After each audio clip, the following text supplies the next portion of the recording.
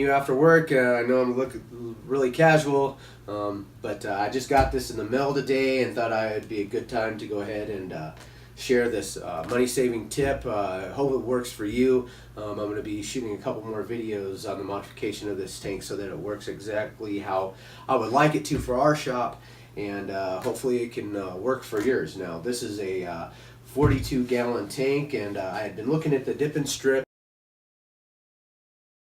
which was 40-gallon, but the price tag was just way too steep at $659. Even though I've heard that along with that they'll throw in your emulsion cleaner, and 4 gallons is what it calls for a 40-gallon tank, and so that's roughly about $160 worth of emulsion cleaner, and like $120 for the tank, and then if I spend the money for the emulsion cleaner, which I'm going to have to do anyways, we're looking at $280, and you take that from that $650, and you're saving roughly about $380. So I thought, oh man, this would probably be the better way to go.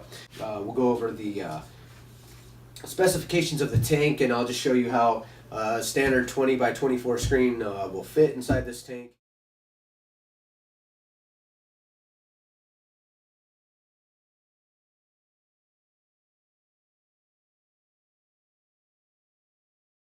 Comes right in. I know it's upside down, but that's right about 27.5 for the length, and our height is right here at 22.5, and then our length width height is going to be right about 15.25. Plenty of room for that screen to go ahead and fit in this tank. 5 or more screens will at least fit in this thing.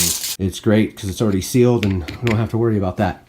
At the top, screw cap on it. Put a drain spigot right here, and then when we're ready to drain it, we'll just pull that spigot and pop the top for the vent.